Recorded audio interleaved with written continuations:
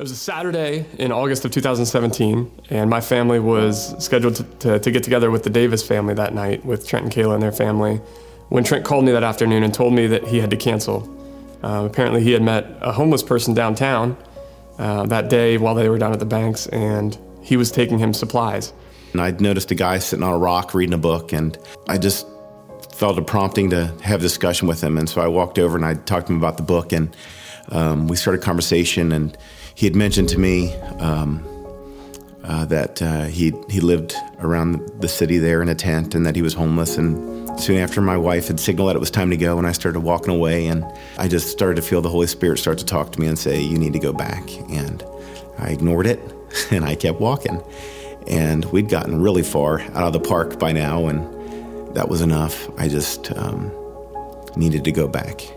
I just prayed for him there on the spot, and we both cried, but just put my hand on his shoulder, and he was sitting there on the same rock, and he shared with me that living in the tent was hard, and ran back home and started running through the store like a madman. I knew we had plans that night with our friends for dinner, and told Kayla that I wasn't going to be able to make it, and so I was going to go downtown and take a duffel bag of supplies to Jaime. And so we went back down there that night. We met him at the Yard House around 8 o'clock that evening, and just gave him the supplies and loved on him and hugged him. We prayed with him and just wished him the best. Well, the following Tuesday, I was at work. I worked downtown, and I knew that he was homeless. And I thought during my lunch break, maybe I'd go out and look for him. And the Lord actually led me directly to where he was sitting, outside of Penn Station. And so I grabbed him and I asked him if he wanted to go to lunch that day, and he was actually holding up his sign and flying, as they call it. I think I prayed with him again and just blessed him and wished him well, and that started a relationship with me and Jaime and with Trent. So we would go down regularly downtown and check up on him and try to do whatever we could to help him, to give him encouragement, to give him guidance and counsel. And he ended up getting a job. So we were really excited, right? Because we've tried before to pour into people, and it never worked out. But this one seemed to have so much hope that this man could actually turn his life around. And then over the next couple months, it was just a series of jobs that came and went. He worked at Amazon in the factory. He got a job in an Airheads factory. So the jobs just seemed to come and go, and things just never really panned out to a point where he could make it to a stable point in his life. Then in April 13th, Friday, April 13th, I went out on my lunch break, and unbeknownst to me, I saw him holding his sign up again, that he was still out in the streets, and the most recent job that he had hadn't worked out.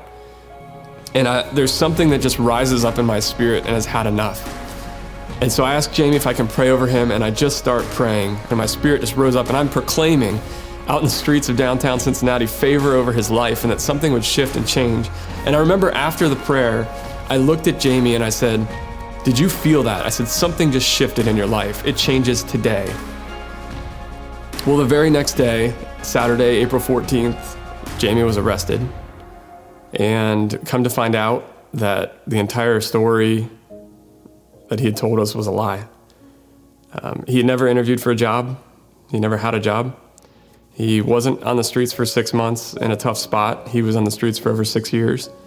And most of the money that we gave him was used to buy heroin to feed his addiction.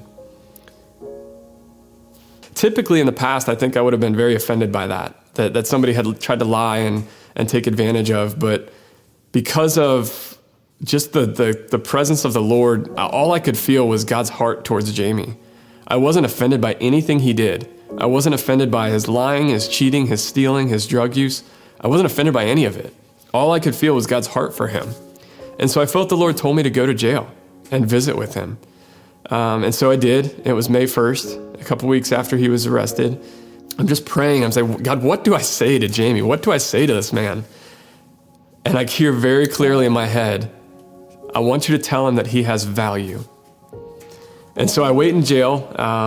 I go in, and I didn't know what to expect, but it's exactly like what you see in the movies. There's a screen and there's phones on both sides. And so he comes up and he sits down in the chair and he looks at me and he says, "What are you doing here?" And I looked him straight in the eye and I said, "God told me to come here and tell you that you have value." And he started breaking down and crying because I think he just felt the Lord's forgiveness. And so he just came clean and started repenting and telling me all the things that he had done wrong. And I stopped him in the middle of it. And I told him, you're forgiven. God's forgiven you. It's all done. It's all past. Give your life to the Lord. So he was in jail for about 2 months, and then he was released into a rehab program. And we continued to maintain touch. And then in February of this year, he gave his life to the Lord and was baptized. And now he's over a year clean. He's got 2 jobs. He's steady. He's got a house. He's restored relationships. He's cleaned up all of his criminal offenses. And he's on a new trajectory. He's a new man.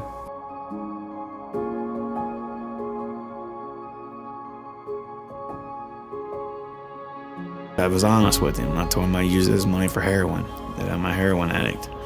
And, and he doesn't know this, but I've shared to many people that this man's expression didn't change one time.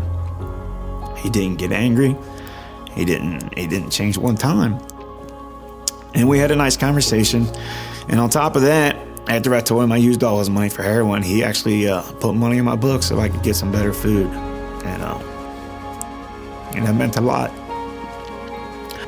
There is no lost causes. I'm a miracle. I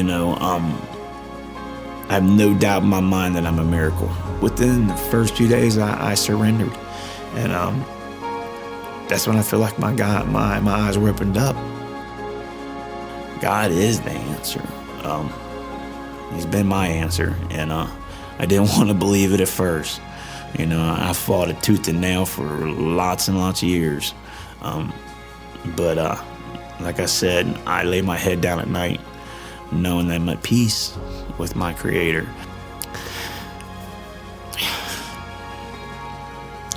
And I can never repay God back, these guys back.